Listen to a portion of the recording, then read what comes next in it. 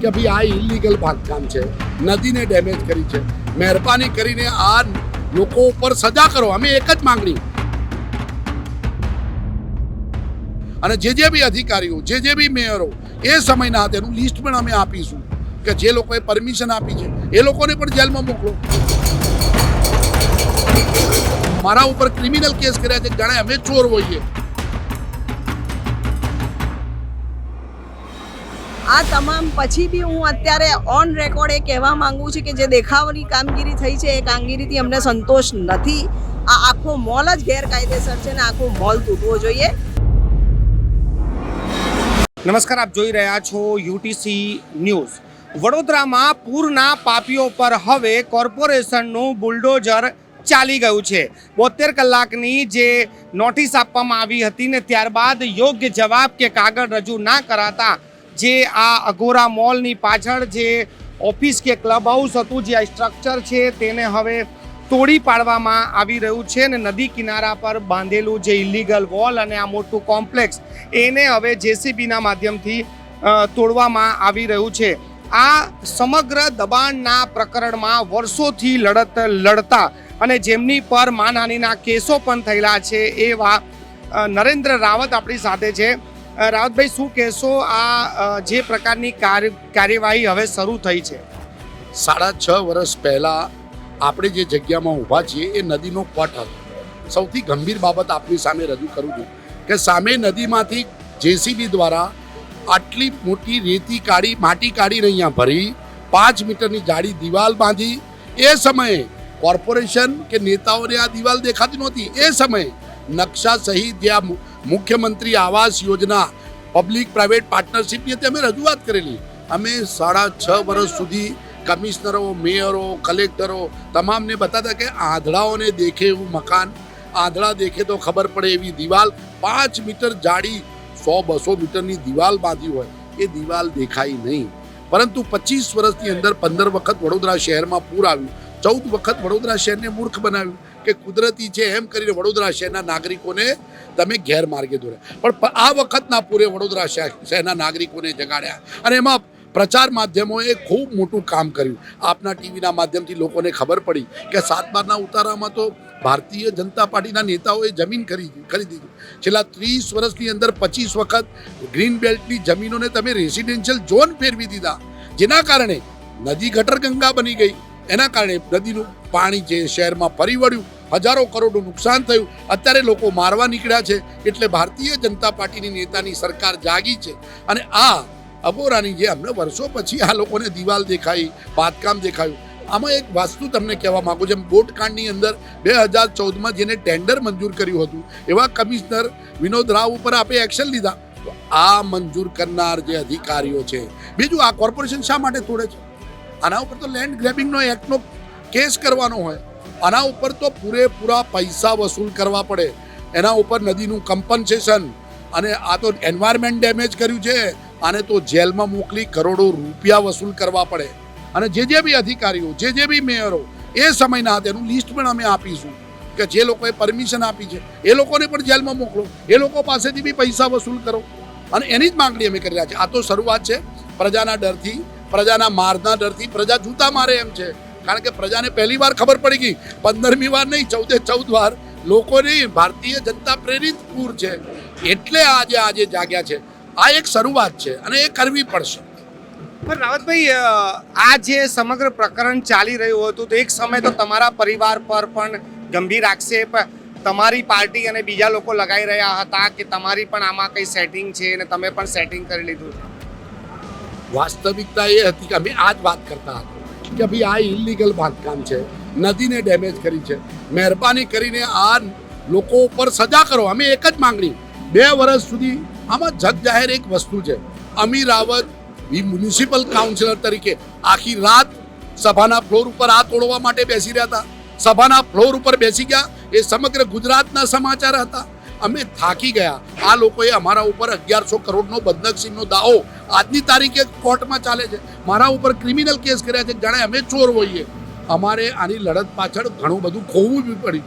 લોકોએ ભારતીય જનતા પાર્ટીના મેયર, મુખ્યમંત્રી, ધારાસભ્યો, કમિશનરો અને કલેક્ટરોએ ભરપેટ પૈસા લીધા છે. અમે કાર્યક્રમ એવો પણ કરેલો, આપણે જે ઊભા છે નદીની જમીનમાં ઊભા છીએ, અહીંયા જ્યારે ખોદાઈને અહીંયા માટી નાખતા હતા ત્યારે અમે કહ્યું કે નદીની જમીન ખોદી રહ્યા, ત્યારે આ આંધળાઓને દેખાતું નહોતું. એટલે અમે શું લખ્યું હતું, આંધળાઓને દિવાલ દેખોનો કાર્યક્રમ કરીને અમે બેનરો લઈને પણ ઊભા રહ્યા. 500 વખત મેમોરેન્ડમ આપ્યા, 500 વખત આંદોલનો કર્યા. ભરપેટ ભ્રષ્ટાચાર ભારતીય જનતા પાર્ટીના નેતાઓનું આ જીવંત ઉદાહરણ છે. અને એમને હવે છૂટકો નથી, કારણ કે પ્રજા જૂતા મારે એમ છે, કારણ કે હવે એ પકડાઈ ગયા છે અને આ વખતે પ્રજાએ પકડ્યા છે, એમને છોડશે પણ નહીં. ખૂબ ખૂબ આભાર તમારો અમારી સાથે ચર્ચા કરવા માટે. ને આ જે રીતેના હવે આ દબાણો તોડવામાં આવી રહ્યા છે, તમને જણાવી દઉં કે સૌથી પહેલાં જ્યારે આ સાઇટ શરૂ થઈ હતી ત્યારે આ જ અગોરાની ઓફિસ હતી. આ ક્લબ હાઉસ માની લો, રેસ્ટ રૂમ માની લો, કે આ જે બિલ્ડિંગ છે તેને હવે દબાણને દૂર કરવામાં આવી રહ્યું છે. અને હું તમને બતાવું કે આની પાછળનો જે વિસ્તાર છે જે સૌથી વધુ શંકાના દાયરામાં છે, તો એ પાછળના ભાગમાં છે. અને પાછળ જે નદી આવે છે, આ નદીના પટમાં જે મસ્ત મોટી દિવાલ કરવામાં આવી હતી ને આ દિવાલના કારણે જ અહીંયા આગળ જે સૌથી મોટો સવાલ આ ઊભો થયો હતો કે આ ઇલીગલ છે. આપ જોઈ શકો છો કે આ જે દિવાલ છે, આ જે પાછળનો ભાગ છે વિશ્વામિત્રી નદીનો, અને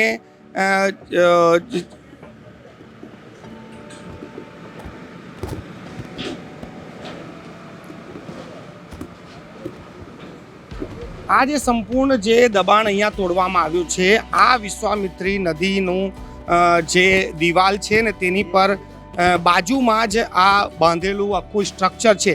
આ જે દિવાલ છે તેની ચર્ચા કરવામાં આવી રહી છે કે આ વિશ્વામિત્રી નદી છે અને વિશ્વામિત્રી નદીની અંદર જ આ દિવાલ ઊભી કરીને અહીંયાથી 100 મીટર દૂર સુધી વિશ્વામિત્રીનો વળાંક હતો, પરંતુ આ દિવાલ બનાવી દેવામાં આવી અને દિવાલ બનાવ્યા બાદ આ જે આખું સ્ટ્રક્ચર છે તેને ઊભું કરી દેવામાં આવ્યું તેવા ગંભીર આક્ષેપ હતા. અને હવે કોર્પોરેશનની ટીમો દ્વારા હવે આ દબાણોને તોડવામાં આવી રહ્યા છે અને જે પણ દબાણકર્તાઓ છે તેમને પર હવે બુલડોઝરની કાર્યવાહી શરૂ કરી દેવામાં આવી છે. આપ આ જોઈ શકો છો કે જે પણ જે દબાણો હતા તેને હવે મોટા પાયે તોડવાની જે કામગીરી છે તે હવે શરૂ કરી દેવામાં આવી છે. અહીંયા આગળ કોર્પોરેશનના જે જેસીબી છે તે પણ લાગી ગયા છે અને આ જેસીબીની જે કામગીરી છે, બેન શું કહેશો, આટલા વર્ષો પછી આ દબાણો તૂટી રહ્યા છે? આઈવોશ છે. જે રીતના કોર્પોરેશને 13 જણને નોટિસ આપી છે, આ 13 દબાણ, એમાં 4 ઝૂંપડા હોય, કોઈ ગઝીબો હોય, કોઈ હોટલો હોય, કોઈ ક્લબ હાઉસ હોય, આનાથી કંઈ વિશ્વામિત્રીના પૂર અટકવાના નથી. આ તો જન આક્રોશ ભારતીય જનતા પાર્ટી પારખી ગઈ છે. લોકો સમજી ગયા છે કે ભારતીય જનતા પાર્ટીએ જે ગેરકાયદેસર દબાણો ભ્રષ્ટાચાર કરીને વિશ્વામિત્રીના કિનારે થવા દીધા છે, એનાથી નદી અત્યારે એક નાના નાળા જેવી થઈ ગઈ છે. એના લીધે આખા શહેરમાં પાણી ફરી વળ્યું. ત્યારે આ દેખાવાની કામગીરી કરીને જન આક્રોશ સંતોષ કરવાની વાત ચાલે છે. હકીકતમાં જોઈએ તો આ બાજુમાં ઊભેલું આખું મોલ છે, આખું સ્ટ્રક્ચર છે, એ જ ગેરકાયદેસર છે. આ મોલ જ દૂર થઈ જવો જોઈએ, કારણ કે જે ઝોન ફેર કરી છે એ ગેરકાયદેસર રીતે કરી છે. ઇનફેક્ટ આ ઝોન ફેર નહીં, વિશ્વામિત્રીના કિનારે કોઈ બી રિસ્ટ્રિક્ટેડ એરિયામાં બાંધકામ પરવાનગીને ઝોન ફેર કરવાની સત્તા કોઈ પાસે છે જ નહીં. આ તમામ સત્તાનો દુરુપયોગ કરીને, ભ્રષ્ટાચાર કરીને ભારતીય જનતા પાર્ટીના નેતાઓ છેક ગાંધીનગર સુધી જે પૈસાનો વેપલો કરીને બાંધકામો કર્યા છે, એના લીધે વડોદરાના નાગરિકોને કરોડો રૂપિયાનું નુકસાન થયું. 12 જણે જીવ ગુમાવ્યો. માનવ હત્યાનો ગુનો આ બધા પર થવો જોઈએ. સિટિંગ જજની તપાસ થવી જોઈએ. તમામ ઝોન ફેર રદ થવા જોઈએ. અને આ જેટલા બી બાંધકામ થયા છે વિશ્વામિત્રીની રિસ્ટ્રિક્ટેડ એરિયામાં, એ તમામ તોડીને એને રિસ્ટોર કરવા જોઈએ. જે સમયે આ તમે લડત ચલાવી રહ્યા હતા ત્યારે એવા પણ ગંભીર આક્ષેપ લાગ્યા હતા. તમારી પાર્ટીએ પણ અંદર ખાને ચર્ચા હતી કે તમારી પણ મિલી ભગત છે, તમારો પરિવારે પણ સેટિંગ કર્યું છે. આજે દબાણ તૂટે છે, તમે અહીંયા મોજૂદ છો.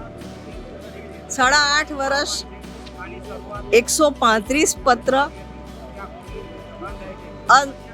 અગણિત આંદોલન, 5 વર્ષ ફ્લોર પર બેસી છું. અત્યારે 1100 કરોડનો માનહાનિનો કેસ અમે લડી રહ્યા છે, જે બિલ્ડરે અમારા પર કર્યો છે કે અમારા આંદોલનથી એમને 1100 કરોડનું નુકસાન થયું છે. આ તમામ પછી બી હું અત્યારે ઓન રેકોર્ડ એ કહેવા માંગુ છું કે જે દેખાવની કામગીરી થઈ છે એ કામગીરીથી અમને સંતોષ નથી. આ આખો મોલ જ ગેરકાયદેસર છે ને આખો મોલ તૂટવો જોઈએ. ત્યાં સુધી અમારી લડત ચાલુ રહેશે, જ્યાં સુધી આ ઝોનફેર ખોટા ઝોનફેર છે એ રિવર્ટ નહીં થાય. ખૂબ ખૂબ આભાર. અમારી સાથે ચર્ચા કરવા માટે આ હતા અમી રાવત. રાવત પરિવાર, નરેન્દ્ર રાવત અને અમી રાવતે જે રીતેની આ મુહિમ છેડી હતી, આંદોલનો કર્યા હતા, ત્યારે એમની સામે પણ ગંભીર આક્ષેપ લાગ્યા હતા. પરંતુ આજે જ્યારે દબાણ તૂટી રહ્યા છે ત્યારે પણ અમી રાવતનું કહેવું છે કે આટલાથી પણ તેમને સંતોષ નથી. અગોરાનું મોલનું જે સંપૂર્ણ બાંધકામ છે, એનું સ્ટ્રક્ચર છે, એ જ ગેરકાયદેસર છે અને એને પણ દૂર કરવામાં આવે. કેમેરામેન પ્રદીપ ચોબે સાથે મનોજ શર્મા, UTC ન્યૂઝ.